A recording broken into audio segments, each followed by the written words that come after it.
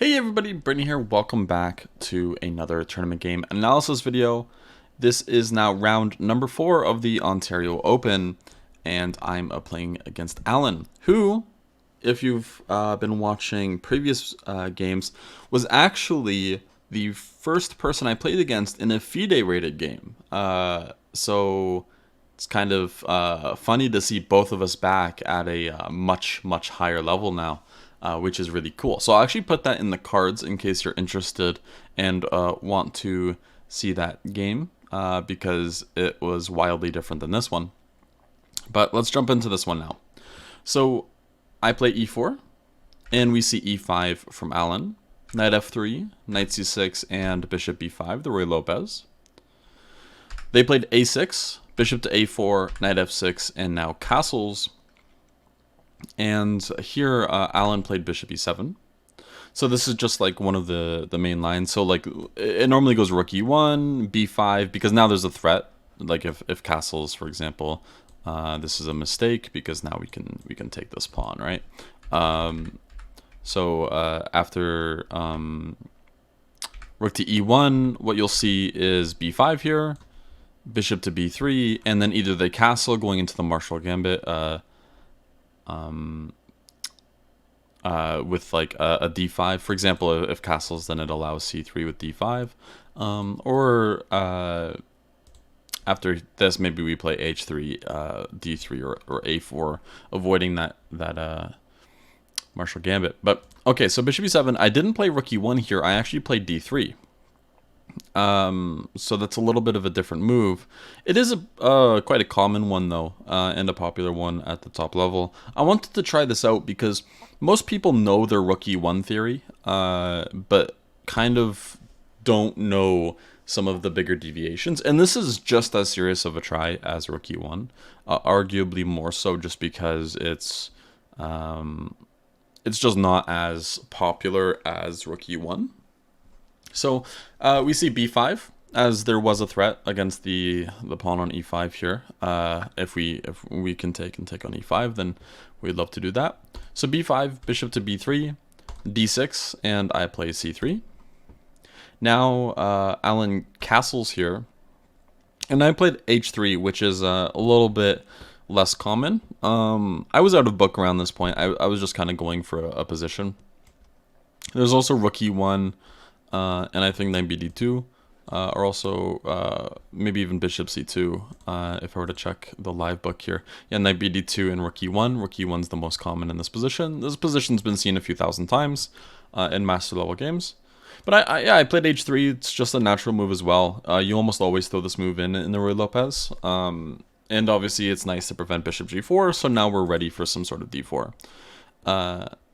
Yeah, so knight a5, bishop to c2.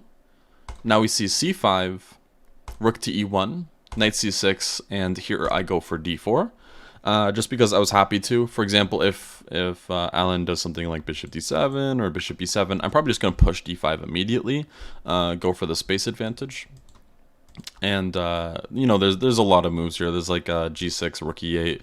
A lot of it looks good, but Alan doesn't play any of that. Instead, they played c takes d4, which I was quite happy to see. Generally, it feels like in these resulting positions,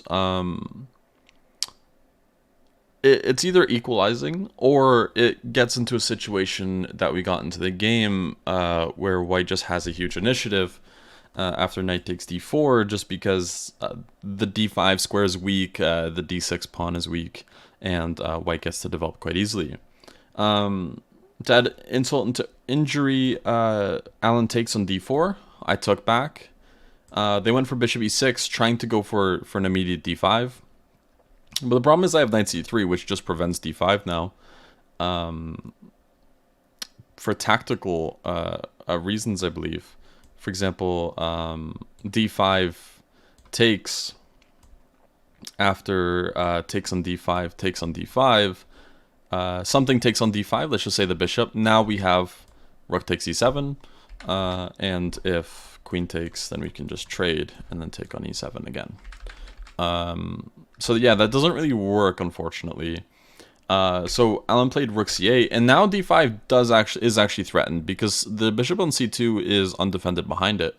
And I was having a difficult time thinking of, should I play bishop d3 or should I play something else? I ended up going with something else here, and I was pretty happy with this move. I played bishop b3, re-emerging it on this diagonal because I didn't think that this trade would actually benefit black. If takes on b3 takes on b3 here, what happened is we reduced their control over the d5 square. A dream would be to play something like bishop g5 and takes. Obviously, it's still not that great because they can take and maybe even take on c3 at the end. But there's more benefits than just this. There's also the fact that they just undefended their a-pawn and now we're already attacking it, developing a piece. And we have pretty easy development with moves like bishop to f4 coming, and this just feels like it's a 2-result game. Either white wins or white messes it up somehow, and ends up drawing. But Alan played bishop c4 instead. So the idea here is if takes, then rook takes would be nice to get in, and then maybe they can try to go for some sort of d5, but the whole point is just to go for more activity. I wasn't interested in allowing any of that because it was also nice that after takes, there's no rook c4. The pawn on b3 actually just prevents that. So I played bishop f4, attacking the pawn again, and I'm ready for a move like rook e to d1 or rook a to d1, and then just taking on d6, winning a pawn.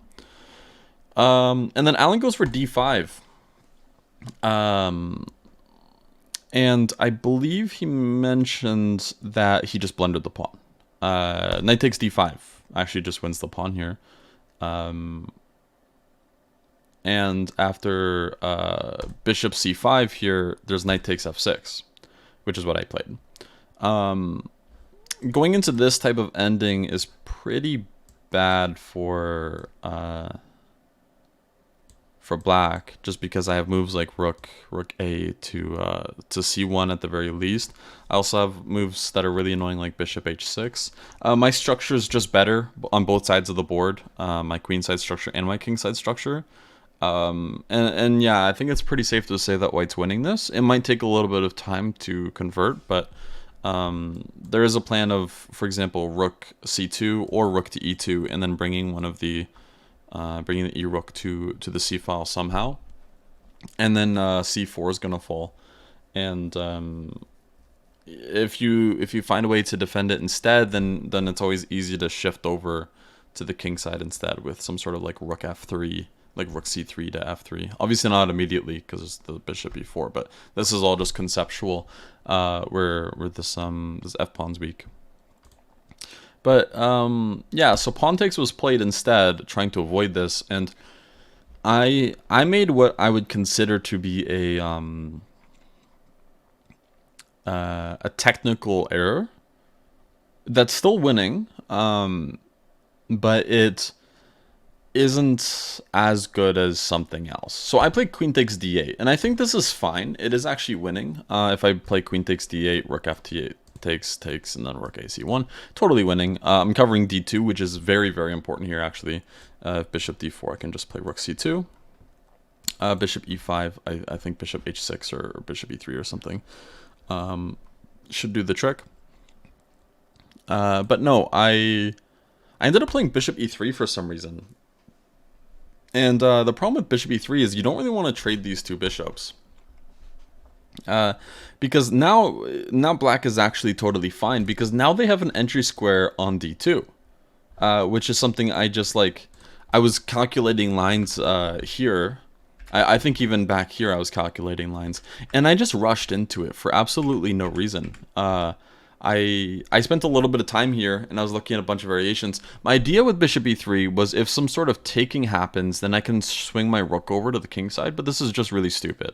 It makes absolutely no sense to go for this, because after rook d2, which was played in the game, I'm actually struggling for a draw, I'd say.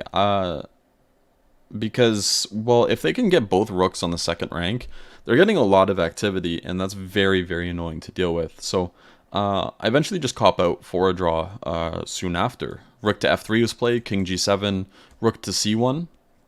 rook takes b2, and originally here I was actually considering a4, because I thought this was actually interesting, but I missed bishop e6 until I got to this position, so I realized, unfortunately, I can't really go for this, so I didn't, of course. So yeah, after bishop takes c4, rook takes c4, rook takes c4, b takes c4, and then rook c3. Alan took on a2, offered a draw, and I immediately accepted, because my play this whole tournament so far has been pretty bad. I'll be able to take on c4 this move. They'll have the passed a pawn, but it feels like I can get behind it pretty easily. There's not too much of a worry of losing this game, but at the same time, it's not something I was wanting to risk. I thought about it for a few minutes before I accepted the draw when it was offered. Normally I always do that if my opponent offers a draw. I just sit there for like 3, 4, 5 minutes, because just remember, I think that's a really good strategic tip. If your opponent does offer one, especially if it's like a messier position, calculate, because maybe they saw something they were scared of. Here, that's not really the case. It's pretty dry. They just got out of a losing position, so they were pretty happy to just get a draw and escape from this game, which is exactly what ended up happening here. But yeah, so the game ended up as a draw. A pretty short one, but it was like kind of catharsis if we think about it, because my first ever FIDE rated game against the same person, Alan, I actually lost that one. So this one I was fighting for the win, like immediately, and somehow still blew it. But at least it wasn't like losing the game again or something. So it's nice that I can also put people that are 200 points higher rated than me into pressure like this. That's actually going to cover it for this game, and I will see you guys in round number 5 for the next one. All right, have a good one. Bye-bye.